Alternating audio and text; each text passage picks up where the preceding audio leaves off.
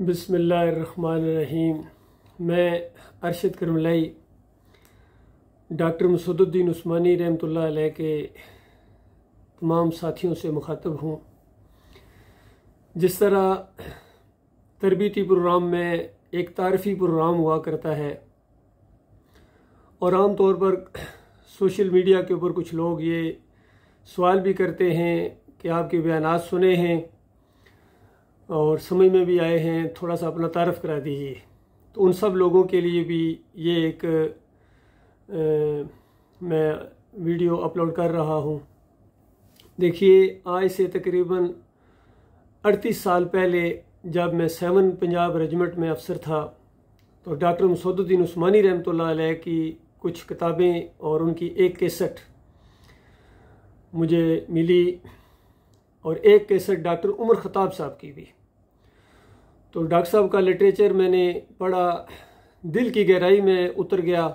Cassette सुनी तो फिर तो पूरी तरह दिल ठुक गया इस बात के ऊपर कि ये वो सारे मसाइल का हल है कि उम्मत मुसलमान का असल मसला क्या है। और फिर पुरानी सारी अपनी तारीख भी, इस्लामी तारीख के ऊपर भी निगाह चली गई कि आज जो पूरी दुनिया के अंदर मुसलमानों की ज़िल्लत और ख्वारी है, परेशानियां हैं, इनकी वो शान व शौकत कहाँ गई जो किसी दौर में हुआ करती थी। सारी बात समझ में आ गई कि ये अकीदे में ख़राबी की वजह से है और अकीदे की ख़राबी को कुरान और हदीस के अंदर शिर्क कहा जाता है।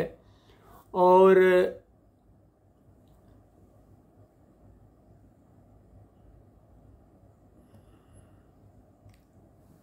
अकीदे की ख़राबी को कुरान और हदीस के अंदर शिर्क कहा जाता है। उम्मत मुसलमान आज शिर्क के अंदर मुब्तला हो गई। उसके बाद मैंने यही महसूस किया कि ये बात जो मुझ तक पहुंची है ये सारी दुनिया तक पहुंचनी चाहिए और ख़ास कर अपनी फ़ौज के अंदर ये मसला जाए कि अकीदे की ख़राबी की वजह से 71 में मार पड़ी है और हमारे 90-95 हज़ार फ़ौजी जो वहाँ कैद में चले गए थे और हमारा एक दायां बाजू काट दिया गया। अगर अकीदे को फिर से इस्तवार कर लिया जाए, अल्लाह के ऊपर ईमान लाओ पूरी तरह और शिर्क का रद्द करो, तो आज भी वही अल्लाह है, वो तुम्हारी मदद करेगा। और जिसके साथ अल्लाह हो उसको कोई शिकस्त नहीं दे सकता है। और जब अल्लाह किसी को छोड़ दे तो उसके बाद तुम कभी गालिब आने वाले नहीं हो। इसका जिक्र किया मैंने अपने अफीसर से, जेसीओ से और कर्नल नजमुल हसन मलिक से 7 पंजाब रेजिमेंट के अंदर।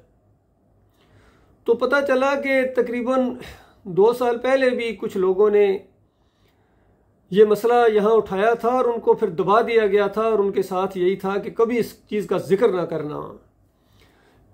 तो अल्लाह ने जिसको हिदायत देनी हो, उनमें से एक आदमी मुझे मिला और उसने हल्का सा जिक्र कर दिया। मैंने मज़ीद जब उससे ये किताबें मांगी तो उसके बाद पूरी चीज़ वाज़े हो गई। तो कर्नल नजमुल हसन मलिक ने उन 2 लोगों को, मलिक जान और असमतुल्लाह को बुलाकर सख्ती के साथ कहा कि कहा था मैंने जिक्र ना करना, फिर तुमने क्यों तुमने ये मसला अरशद को बता दिया है। बहरहाल उनके साथ तो जो कुछ उसने किया वो उसके दायरा इख्तियारात के अंदर जो था, बल्कि उनको फ़ायदा भी हो गया, उनको डिस्चार्ज कर दिया उसने और मेरे ऊपर एक ऐसा केस बना के मुझे भी फ़ौज से बरतरफ कर दिया गया। बहरहाल मैं मुतमईन था दिल के अंदर कि मुझे वो चीज़ मिल गई जिसके मुकाबले में दुनिया की कोई चीज़ अहमियत नहीं रखती है। इस चीज़ का जिक्र किया मैंने अपने घर में आके, अपनी वालदा से जिक्र किया। बहुत समझदार खातून थी। उन्होंने बातें जब सुनी तो यकीन कीजिए बिल्कुल उसी अंदाज से कि देखो अरशद, अब तुम फौज में नहीं रह सकोगे, ये तुम्हें निकाल देंगे। और मैंने कहा अब मैं तो कुछ नहीं कर सकता हूँ, लेकिन मैं इस ईमान की, अकीदे की बात को मैं नहीं छोड़ सकता हूँ, इसका मैं इजहार करूँगा जहाँ भी मुझे मौका मिलेगा। फिर बहरहाल वही हुआ।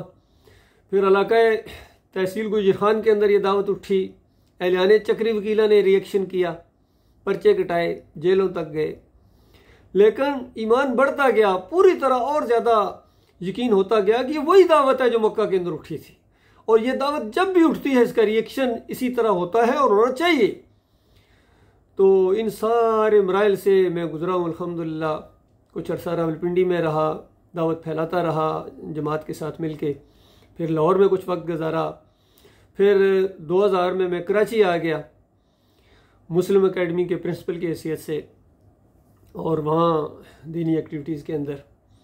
फिर 2008 के अंदर मैं बहरीन में आ गया एक सिक्योरिटी कंपनी में, और बाद में एक स्कूल में मैंने टीचिंग शुरू कर दी। और 2017 में पता चला कि मोहम्मद हनीफ जो जमात के अमीर बनाए गए थे, उनके अकीदे के अंदर ये सजदा ताज़ीमी का शिरक आ गया है। और उन्होंने जब तफसीर लिखना शुरू की तो जब सूरह यूसुफ तक पहुँचे तो उनके लिए ज़रूरी था कि कुछ लोगों को एतमाद में लिया जाए। तो उन्होंने मुझे भी, उनके किसी आदमी ने मुझे एक 2 सफ़ों की तफसीर भेजी, और उसके अंदर उन्होंने गोया फतवा लगाया कि जो यूसुफ अलैहिस्सलाम को सजदा नहीं मानता है वो कुरान का इनकारी है, ईमान से खाली है और तौहीद से नाबलद है। 3 फतवे गोया लगाए। तो उस वक्त मुझे महसूस हुआ कि अब ये इन्होंने फतवा लगा दिया है डॉक्टर मसूदुद्दीन उस्मानी रहमतुल्लाह अलैह के ऊपर, क्योंकि पहले तो ये इख्तलाफ था इनका कि ये इसको हबलुल्लाह रसाला 17 के अंदर लिख चुके थे कि ये एक जो लुग़वी मानों में है, तो ये कोई सजदा जो होता है मारूफ सजदा वो नहीं है, बल्कि किसी की फजीलत को तस्लीम करने के मानों में है। तो ये पूरी जमात का गोया एक मुतफ़िका फ़ैसला था, अब्दुल्लाह के अंदर आया था। उसके बाद जब इनका इख्तलाफ हुआ याकूब अली से, सरफराज लोगों से, तो वो एक ग्रुप अलहदा हो गया, क्योंकि उनके अंदर भी यही जरसीम चल रहे थे। वो अपना एक अलहदा ग्रुप बनाना चाहते थे। ये भी एक लंबी दास्तान है।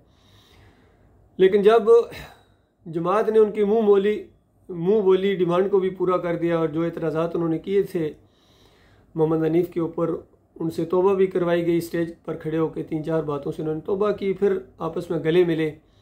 लेकिन दिल चूँकि टूट चुके थे, वो दोबारा उस तरीके से ना मिल सके, और इन लोगों ने अलहदगी इख्तियार कर ली। इनको बहुत समझाया कि देखो जमात से अलहदगी इख्तियार ना करो, अगर तुम कुछ ऐसी चीज़ें समझते हो मोहम्मद हनीफ के अंदर तो उनकी इसलाह की जा सकती है, या अंदर रह के, जबकि अकीदे की खराबी उस अंदाज से कोई नहीं है तो ज़ाहिर बात है अलहदगी का कोई जवाज़ नहीं बनता है। पर वो नहीं माने। तो इस तरह इनके आपस में बहुत ज़्यादा नफ़रत थी याकूब अली की, सरफराज की और मोहम्मद हनीफ की। तो जब ये 2017 के अंदर ये जो मोहम्मद हनीफ ने तफसीर लिखी दावतुल कुरान, और उसके अंदर ये अपना नज़रिया डालना चाहते थे, तो उसकी मैंने मुखालफत की। मैंने तहरीरी तौर पर उनको एक मजमून लिखा, जिसको बाद में सजदा ताज़ीमी का शिरक के नाम से प्रिंट भी करवाया गया। उनके हाथ में पकड़ाई और कहा कि देखो कुरान और हदीस के अंदर ये जो मामला है ये सजदा शुक्र है, और सजदा ताज़ीमी इस्लाम में नहीं है। ये कहाँ से आप लेके आ गए हैं पूरी तरह दलाइल के साथ कि देखो ये तो एक आसनल कसस है, और अल्लाह ताला ने इसको बेहतरीन किस्सा करार दिया है, और 2 नबियों की ज़िंदगी के वाक़यात हैं इसके अंदर, तौहीद का मामला है, शिर्क का रद्द है इसके अंदर। और डॉक्टर उस्मानी रहमतुल्लाह अलैह ने भी इसकी तफसीर कर दी है। उनका ये मौक़िफ़ बिल्कुल सामने आ गया है कि ये सजदा शुक्र था, और फतवा भी उनका सामने आ गया कि जो यूसुफ अलैहिस्सलाम को सजदा मानता है वो ईमान से खाली है, उसका ईमान सही नहीं है। तो ये बहुत बड़ी बात है। तो पहले तो आप लुग़वी मानों में कहते थे, और अब आप मारूफ मानों में कहना शुरू हो गए। तो मोहम्मद हनीफ साहब ने कहा कि अब हम वो जो पुराना मौक़िफ़ था अब्दुल्लाह के अंदर, उसमें अमेंडमेंट करेंगे। अच्छा जी। तो इस तरह ये अकीदे की खराबी के अंदर मुब्तला हुए, और बहुत उनको समझाया। वो तहरीर भी उनके हाथ में पकड़ाई, बजाय इसके गौर व फिक्र करते अपने ज़िम्मेदार लोगों को पढ़ने के लिए देते, उन्होंने उससे पहले ही गोया अपनी तरफ से एक फतवा लगा दिया कि ये अरशद इंतशार फैला रहा है और बागी है, और इसको जमात के अंदर नहीं होना चाहिए। तो इस तरह उन्होंने एक पर्चा निकाला, जिस तरह वो पर्चे निकाला करते थे। तो ये मामला हुआ अल्लाह के बंदो। 1-2 दिन पहले उनके एक बड़े एक्टिव रुकन कारी खलील रहमान का बयान मैंने सुना, तो मैं हैरान हो गया कि अब तो जमात को और इस शिर्क के ऊपर पक्का कर दिया गया। इनके दिमागों के अंदर वो चीज़ डाल दी गई जो मोहम्मद हनीफ कहा करते थे। वो तो इसी शिर्क के ऊपर मर गए, और 6-7 साल उनको समझाते रहे, लेकिन वो नहीं माने हैं, ज़िद में आ गए, अना का मसला बना लिया और इस तरह पक्के करके गए हैं। अपने बाद वाले को तो गोया इसी शर्त के ऊपर उन्होंने गोया ये जिम्मेदारी दी कि इस मौक़िफ़ को तुमने छोड़ना नहीं है, अब्दुल्ला उमर दुरानी को, और लोगों को कहा कि अब्दुल्ला उमर दुरानी का तुमने साथ देना है। और अब्दुल्ला उमर दुरानी ने भी अपनी शुरा के अंदर इस तरह के अल्फाज तहरीरी तौर पर लिखे कि अल्लाह ताला हमें मोहम्मद हनीफ के मौक़िफ़ के ऊपर चलने की तौफ़ीक़ अता फ़रमाए। अंदाज़ा लगाइए, बजाय इसके कि कुरान और हदीस की बात को करते कि कुरान और हदीस क्या कहता है। कुरान तो इसको जो जिस अंदाज से बयान करता है कि यूसुफ़ अलैहिस्सलाम बच्चे हैं, उन्होंने आके ख्वाब सुनाया वक्त के पैगंबर को, अपने बाप को, और कहा कि इस तरह सूरज और चांद और सितारों को मैंने देखा है कि वो सजदा कर रहे हैं, तो इसका क्या मतलब है। तो याकूब अलैहिस्सलाम ने उसकी 6 नंबर आयत के अंदर, 4 नंबर आयत में ये बात हुई कि सूरज चांद सितारे मुझे सजदा कर रहे हैं, तो उसका मानी बताया याकूब अलैहिस्सलाम ने। 5 नंबर आयत के अंदर एहतियाती तदबीर इख्तियार करने के लिए कहा, और 6 नंबर आयत के अंदर बताया कि मेरे बच्चे अल्लाह ताला तुझे मुंतखब करेगा और तेरे ऊपर अपनी रहमतों और बरकतों की उस तरह बारिश करेगा जिस तरह इब्राहीम अलैहिस्सलाम के ऊपर की, इसहाक अलैहिस्सलाम के ऊपर की, तो तुझे बातों की तह तक पहुंचने का इल्म देगा, यानी दानाई अता फरमाएगा, विजडम अता फरमाएगा। तो ये चीज़ें अंबिया को अल्लाह ताला देता है, बाज़ को बाज़ पर फजीलत भी अता करता है अल्लाह ताला। तो बताया कि तुम्हें बहुत बड़ी फजीलत अता करेगा गोया इस पूरे ख़ानदान के ऊपर। तो दोनों बाप बेटा इस खुशखबरी के साथ अपनी ज़िंदगी बसर कर रहे थे। याकूब अलैहिस्सलाम के ऊपर बड़ी परेशानियों का दौर गुजरा है, कितने साल बीत गए, तो वो सब्र के साथ, शुक्र के साथ ज़िंदगी बसर करते रहे और हर कदम के ऊपर गोया अल्लाह के सामने वो सजदा करते थे शुक्रगुजारी का अपने अमल से। और दूसरी तरफ यूसुफ अलैहिस्सलाम के ऊपर भी बहुत सख्त वक्त आया है, कितनी परेशानियों से गुजरे हैं, हर वक्त अपने मालिक और खालिक को पुकारते रहे। जेल के अंदर भी जाके अपने जेल को साथियों को कहते हैं कि हुक्म अल्लाह के अलावा किसी का नहीं चलता, उसका हुक्म है कि उसके अलावा किसी और की बंदगी ना की जाए, ये सीधा दीन है। लेकिन अक्सरियत इंसानों की इस चीज़ को नहीं जानती है, इसको नहीं मानती है। और फिर कहते हैं मैंने तरीका इख्तियार कर लिया है अपने बाप दादा इब्राहीम अलैहिस्सलाम का और याकूब अलैहिस्सलाम का, हमारा काम नहीं है कि हम अल्लाह के साथ किसी को शरीक ठहराएं, और ये उसका बड़ा फजल है कि यानी उसने अपना बंदा बनाया है। लेकिन अक्सरियत इंसानों की इस तरफ तो जो नहीं करती है, नहीं जानती है। तो बताओ, ये सारी परेशानियों के दौर के अंदर वो सब्र करते रहे, और फिर जब खुशियों का दौर आया, मुसीबतें ख़त्म हुई, मुलाकातें हुई, तो ये सब कुछ किसने किया था? अल्लाह ने किया था। इसलिए सारा ख़ानदान शुक्रगुजारी के तौर पर अल्लाह के सामने सजदा रेज़ हो गया। तो इस शुक्रगुजारी के सजदे को मोहम्मद हनीफ साहब ने सजदा ताज़ीमी के अंदर तब्दील करके कि पूरा ख़ानदान यूसुफ अलैहिस्सलाम के सामने सजदा रेज़ हो गया, ये अपनी तफसीर के अंदर सफ़ा 1175 के ऊपर लिख दिया। और फिर नज़म के डंडे से उसको मनवाया। जो भी कुरान और हदीस के मुताबिक अकीदे की तरफ आता था, मोहम्मद हनीफ उसको अपनी जमात में निकालने की धमकी देते थे, पर अमली तौर पर उसको निकाल देते थे, ऐलान कर देते थे। तो इस तरह लोग डर गए। दुनिया की बजाय अगर आखिरत के ऊपर निगाह होती तो लोग अल्लाह की बात मानते, कुरान की बात को मानते। और सही हदीस के अंदर जैसा इमाम बुखारी रहमतुल्लाह अलैह ने सजदे का जिक्र ही नहीं किया है ताकि कहीं बाद वाले इसको उधर ना ले जाएं। उन्होंने शुरू ही वहाँ से किया जो यूसुफ अलैहिस्सलाम का वो कौल है, उसको ताबीर में लाए। और ये बिल्कुल वही अल्फाज हैं जो याकूब अलैहिस्सलाम ने 6 नंबर आयत के अंदर बयान किए थे, और 100 नंबर आयत और 101 नंबर आयत के अंदर यूसुफ अलैहिस्सलाम का कौल नकल किया। और उसमें पहला हिस्सा जो सजदे का था उसका जिक्र ही नहीं किया, क्योंकि वो शुक्रगुजारी का सजदा था, वो ताबीर नहीं, बल्कि वो उस पूरे जो माहौल के अंदर जो एक अल्लाह ताला ने माहौल क्रिएट कर दिया था उसके ऊपर वो गोया जोर है कि ये जो मेरे ख्वाब की ताबीर है जो आपने बताई थी, यानी इस अंदाज से गुफ्तगू कर रहे हैं यूसुफ अलैहिस्सलाम के अब्बा जान, जो आपने गोया ख्वाब की ताबीर बताई थी, ये पूरी तरह अमली तौर पर उसरा हो गया। अल्लाह ताला ने उसको सच्चा कर दिखाया है, अल्लाह ने सच्चा कर दिखाया है। यानी जो आपने कहा था कि तुझे अल्लाह नबी बनाएगा, नबी बना के दिखाया, नबी बनाया।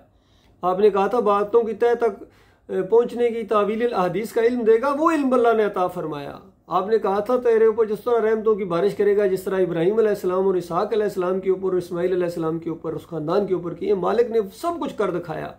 और फिर अपने फजलो करम से अल्लाह ताला ने जेल से भी निकाला, आपको वहाँ गाँव से यहाँ ले आया, कितनी उसने मेहरबानियाँ की हैं हमारे ऊपर। तो इस वजह से वो शुक्रगुजारी के तौर पर पूरा ख़ानदान सजदे में गिर गया। ये उसी तरह का अंदाज़ है जिस तरह सूरह नजम पढ़ते हुए नबी अलैहिस्सलाम ने जब सजदा किया, सारे सहाबा ने बीच में सजदा किया जो वहाँ थे उस महफिल के अंदर, हत्ता कि मुशरिकीन भी सजदे में चले गए, क्योंकि कुरान का इतना ज़ोर होता है इस अंदाज से कि बिल्कुल पता चलता है ये सजदा क्यों हुआ है। तो इसी तरीके से शुक्रगुजारी के तौर पर ये अल्लाह की निशानी जब उनके सामने आई, इसी तरह सूरह मरियम के अंदर अल्लाह ताला ने बताया कि जब निशानी अल्लाह की आती है तो सारे अंबिया सजदे में गिर जाते हैं। ये एक सुन्नत अंबिया की बयान की है। और फतह मक्का के मौके के ऊपर भी नबी अलैहिस्सलाम को अल्लाह के सामने सजदा रेज होते हुए ऊँटनी के ऊपर बैठे हुए इस तरह सर झुका हुआ, इस तरह कि मालिक सब कुछ तूने किया है, तूने अपने वादा सच्चा कर दिखाया। क्योंकि सूरह बनी इसराइल के अंदर ये वादा था कि अभी आपको यहाँ से निकाला जा रहा है, आप फातह की हैसियत से यहाँ आएंगे। ये अल्लाह का एक वादा था। और उस वक्त अगर किसी को बताया जाता या जो लोग थे वो सोच भी नहीं सकते थे, वो हंसते थे कि देखो ये कहा जा रहा है जी, ये होगा। जब कहा जाता था कि कैसर और किसरा की बादशाहियाँ ढेर हो जाएंगी तो लोग हंसते थे और मुस्कुराते थे, ये क्या कर रहे हैं, अब यहाँ से निकाला जा रहा है, अपनी ज़िंदगी के लाले पड़े और ये कैसर और किसरा की बादशाहियों को उल्टता वो देख रहे, अंदाज़ा लगाइए। लेकिन अल्लाह जो करना चाहे फिर कोई चीज़ रास्ते में हायल नहीं हो सकती है। तो बिल्कुल यहाँ भी वही चीज़ हुई है। और इसके शुरू में अल्लाह ताला ने सूरह में कहा है कि पूछने वालों के लिए इसमें बड़ी निशानी है। यानी जो मुशरिकीन मक्का सवाल पूछ रहे हैं, इसमें निशानी है कि जो वो स्टोरी जिस अंदाज से बयान हुई है, यूसुफ अलैहिस्सलाम के सामने उनके भाई 10 बस्ता खड़े हैं किस्म के और बिल्कुल शर्मिंदगी है, कल मक्के वालों तुम्हें भी एक दिन मोहम्मद सल्लल्लाहु अलैहि वसल्लम के सामने इसी तरह खड़ा होना पड़ेगा। तो फिर जो जवाब दिया था यूसुफ अलैहिस्सलाम ने अपने भाइयों को कि आज के दिन तुम्हारी से कोई पूछ गुछ नहीं है, अल्लाह तुम्हें माफ़ करे, वही बात मोहम्मद सल्लल्लाहु अलैहि वसल्लम ने अपनी कौम को कही। तो ये निशानी थी इसके अंदर अल्लाह के बंदो, ना मक्का के लोगों ने सजदा किया ना वहाँ सजदा हुआ है। सजदा जो है वो अल्लाह को हुआ था और वो वाक़या जो है वो मामला है। अब खारी लिल्ला रहमान साहब लोगों को धोखा देते हैं, कहते हैं देखो एक वाक़या पेश आया था ना जी, बस हम तो उसको मानते हैं, वो वाक़या उस तरह नहीं पेश आया था जिस तरह तुम कह रहे हो, वो वाक़या इस तरह पेश आया था जिस तरह कुरान कह रहा है। वो सारे अल्लाह के सामने सजदा रेज हुए थे, ये कुरान का वाक़या है। मत लोगों को जो धोखा दो, इंसानियत को जहन्नम की आग का ईंधन बना के एक तागूत की हैसियत से तुम मरोगे, जिस तरह मोहम्मद हनीफ एक तागूत की हैसियत से मरे हैं। क्योंकि जो भी शिरक फैलाता है, खासकर मोमिनों की जमात के अंदर जो शिरक दाखिल करता है, अल्लाह ताला ने बड़ी लानत की है ऐसे लोगों के ऊपर जो हक को छुपाए, जो हक को बातिल के साथ मिलाए। तो ये हक को छुपा भी रहे हैं, लोगों को अरसा दराज तो लोगों को पता ही नहीं चलने दिया ये हक को छुपाना होता है, फिर हक और बातिल को आपस में मिला रहे हैं। तो ये बड़ा जुर्म है अल्लाह के नज़दीक। ऐसे लोगों पर अल्लाह की लानत है, तमाम फरिश्तों की लानत है और तमाम लानत करने वालों की लानत है। अंदाज़ा लगाओ किस तरह क्या इनके हिस्से में ये क्या चीज़ आई है। चूँकि शिरक ऐसी लानत है, ये अल्लाह को गाली है। जो शिरक के अंदर मुलव्वस होता है वो बहुत ही बड़ा जुर्म करता है। डॉक्टर उस्मानी रहमतुल्लाह अलैह की जितनी तकरीरें आप सुने, यकीन कीजिए, उनकी तहरीरें पढ़ें, सब में आपको तौहीद का नुक्ता, बिल्कुल मरकजी नुक्ता नज़र आएगा। इसके गिर्द पूरी ज़िंदगी डॉक्टर उस्मानी रहमतुल्लाह अलैह ने गुजारी है, मेहनतें की हैं और शिरक के दुश्मन बनकर उठे हैं, तागूतों को ललकारा है और शिरक के हर दरवाजे के ऊपर चोट मारी है, शिरक की जड़ के ऊपर तेशा चलाया। उस अल्लाह के बंदे ने शिरक के दरवाज़ों को बंद किया कुरान और हदीस के दलाइल से। और मोहम्मद हनीफ ने और इन लोगों ने, चाहे खलील रहमान हूँ, मुनव्वर सुल्तान हूँ या अब्दुल्ला उमर दुरहानी हूँ, ये जितने हैं, इन्होंने शिरक के दरवाजे को फिर खोल दिया। ये बहुत बड़ा जुल्म हुआ है, बहुत बड़ी ज़्यादती हुई है। बहरहाल मैं तो और हमारे साथी और भी हैं, इनको समझा रहे हैं, समझाते रहेंगे। मानेंगे अपना भला करेंगे, नहीं मानेंगे तो जहाँ लाखों करोड़ों खरबों और जहन्नम का ईंधन बन चुके हैं, ये चंद और लोग भी बन जाएंगे तो इससे क्या फ़र्क पड़ेगा। लेकिन याद रखना, तुमने अल्लाह के साथ बड़ी गद्दारी की है, ईमान के साथ, अकीदे के साथ। और वो मंजर भी ज़हन में रखो जो मालिक ने बयान किया है कि जब इनके चेहरे काले होंगे, इनको आग लगी हुई होगी और उस वक्त कहा जाएगा कि ईमान लाने के बाद फिर काफिर हो गए थे, ईमान की बात आई थी तुम्हारे पास। इस दौर के अंदर खासकर डॉक्टर उस्मानी रहमतुल्लाह अलैह के जरिए बिल्कुल हक और बातिल को अलहदा कर दिया गया। ईमान खालस किस तवल किस दौम के अंदर सारे इन तागुतों को बेनकाब कर दिया गया है। आज जो अली इंजीनियर वाला थोड़े बहुत हवाले देता है, सारे डॉक्टर उस्मानी रहमतुल्लाह अलैह ने उस वक्त हवाले लिख दिए थे जब अली इंजीनियर पैदा भी नहीं हुआ था। फ़र्क सिर्फ ये है कि डॉक्टर उस्मानी ने इनका शिर्क और कुफर बयान करने के बाद कहा कि इनका कुफर करो, ये इमाम तो क्या, ये मुक्तदी बनने के लायक नहीं है। लेकिन अली इंजीनियर साहब कहते हैं नहीं, ये हमारे इमाम है, हमारे लीडर हैं। मैं नमाजें पढ़ता हूँ इनके पीछे, अंदाजा लगाइए कुफर और शिर्क फैलाने वालों के पीछे नमाजें पढ़ते हैं क्योंकि खुद कुफर और शिर्क के अंदर डूबे हुए हैं। इनका अपना अकीदा मुशरकाना है। ये मामला अल्लाह के बंदो, शिर्क से बचो, हमेशा की आग में चले जाओगे, जन्नत की उन नेमतों से महरूम रह जाओगे। यकीन करो, जो ऐसे नेमतें हैं, बड़े बड़े बाला खाने जन्नत के अल्लाह ताला ने अपने मोमिन बंदों के लिए तैयार करके रखे हुए हैं। लिहाजा डॉक्टर उस्मानी रहमतुल्लाह अलैह का लिटरेचर जहाँ जहाँ तक पहुँचा है, उनकी तकरीरें जहाँ तक पहुँच रही हैं, बयानात पहुँच रहे हैं, सोशल मीडिया भरा पड़ा है इंटरनेट के ऊपर। अब तो ये एक जदीद टेक्नोलॉजी के ज़रिए अल्लाह ताला ने इतने रास्ते खोल दिए हैं। तो जो असली दावत के ऊपर अल्लाह के बंदों को इकट्ठे होने की कोशिश करो, दोबारा मुनज़्ज़म होने की कोशिश करो। ये बेहतरीन प्लेटफॉर्म अल्लाह ताला ने आपको दिया है, मजबूत प्लेटफॉर्म अल्लाह ताला ने आपको दिया है। और इंशाअल्लाह ईमान और अकीदे के हवाले से हमारे अंदर कोई बाल बराबर एक लम्हे के लिए भी मैं इस दावत से पीछे नहीं हटा हूँ, ना मैंने हटना है। ये मेरी ज़िंदगी का फैसला है, या ये दीन गलबा पकड़ेगा या मेरी जान जाएगी, बस। और सबसे बड़ी दुआओं में से मेरी ये दुआ है, अल्लाह मरज़ुक़नी शहादतन फ़ी सबीलिक, या अल्लाह मुझे अपने रास्ते में ईमान खालस की खातर मैं ज़िंदगी बसर कर रहा हूँ, ईमान खालस की खातर मैं मरूँ, और जन्नत की आला तरीन मुकाम में मालिक जो आपने वादा किया अपने बंदों से, आपके वादे बिल्कुल सच्चे हैं, आप अपने वादों की खिलाफ वर्जी करने वाले नहीं हैं। और ये जो दावत फैलाई जा रही है, ये जो जितने चैनल्स को इस्तेमाल किया जा रहा है, ये कोई दुनियावी मफादात के लिए नहीं है। कुछ लोग इतराज़ करते थे शायद जी वो कमाई का जरिया बनाएंगे, यूट्यूब के जरिए, और यूट्यूबर हैं जी, यूट्यूब के जरिए तौहीद फैल रही है, फेसबुक के जरिए भी तौहीद की, व्हाट्सएप के अंदर, इंस्टाग्राम के अंदर, ट्विटर के ऊपर, थ्रेड्स के ऊपर, हर जगह इस तौहीद के बयान को आम किया जा रहा है। और ये दुनिया की खातिर नहीं, खालिस आखिरत की खातिर है। आपसे चंदे की अपील नहीं है, आपसे वोटों की अपील ना कभी करूँगा, नोटों की अपील कभी नहीं करूँगा। इतनी बात की अपील है कि अपने आप को और अपने अहल व अयाल को जहन्नम की आग से बचा लो। बड़ा खौफनाक मंजर अल्लाह ने कुरान में पेश किया। अल्लाह के बंदों को कैसे बर्दाश्त करोगे? जहाँ जहाँ तक ये आवाज़ पहुँचे इसका साथ दो। ये ऑप्शनल चीज़ नहीं है, ये बात मानोगे तो तुम्हारी जान जहन्नम की आग से बचेगी। वरना नमाजों के बावजूद, तहज्जुद गुजारियों के बावजूद, तबलीगों के बावजूद जो मर्जी कर लो, उम्रे करो, हज करो, और खैरात के लिए बोरियों के मुंह खोल देने वालों, भूख और प्यास से मरते रहो तुम, लेकिन अगर ईमान के अंदर बाल बराबर शिरक रह गया, ज़रा बराबर शिरक रह गया, तो नबी अलैहि सलाम ने फरमाया मम्मात युशरिक बिल्लाह शैउन दखलन नार, कि जिसकी मौत आई और उसके शैउन भी उसके अंदर शिरक रहा। बाकी ये वास्ते, वसीले, या अली मदद, या रसूल मदद, या गौस मदद, बेहक़ फ़लाँ, बेहुरमत फ़लाँ, तावीज़, इमाम ज़ामन, घोड़े की पूजा, 10 मुहर्रम के शरबत, 12 रबीउल अव्वल की मिठाई और ये केक और ये जमहूरियत का निज़ाम, ये तो पहाड़ों से भी बड़े शिरक हैं। ये तो ऐसी शिरक है जिनके ऊपर गुस्से की वजह से ज़मीन फट जाए, आसमान इनके ऊपर गिरे और पहाड़ रेजा रेजा हो जाए तो बिल्कुल मामूली चीज़ हो। तो अल्लाह के बंदो, ये कुछ होने वाला है। आज तुम बिल्कुल बड़ी पोस्ट के ऊपर हो, अगर चीफ जस्टिस हो, आर्मी चीफ हो, फील्ड मार्शल हो, बड़े सियासी लीडर हो, बड़े दौलतमंद हो, याद रखना ये चंद दिन की ज़िंदगी है और हमेशा की ज़िंदगी वो ईमान के ऊपर होगी। वहाँ जब तराजू ईमान के रखे जाएंगे, उसके ऊपर जब आपको परखा जाएगा तो उसके बाद आपको पता चलेगा क्या लेकर आए। और आपका भाई आपका कितना खैरख्वाह था, आपको ईमान खालिस की दावत देता था, अपनी जान को हथेली के ऊपर रख के, पता है पूरे शौर के साथ इसका रिएक्शन क्या निकल सकता है, लेकिन अल्लाह का हुक्म है, हमारे मालिक का हुक्म है कि इनको बताते रहो, खोल के बयान करो, तौहीद की बात को बिल्कुल खोल के उरियाँ बयान करो ताकि बात इनकी समझ में आए। ये सदियों से जिस दीन के साथ चिमटे हुए, ये जो दीन जहाँ उर्स हैं, मेले हैं, चादरें हैं, चढ़ावे हैं, पुकारे हैं गैर अल्लाह की, ये वो दीन नहीं है जो कुरान और हदीस का दीन है। चाहे अरबी हूँ आज के ये गुम्मत के पुजारी, और चाहे ये अजमी हूँ, पीरों के पुजारी, मौलवियों के पुजारी, तो मेरे प्यारे भाइयों, ये ईमान की शान है। अल्लाह ताला गौर व फिक्र करने की तौफीक अता फरमाए।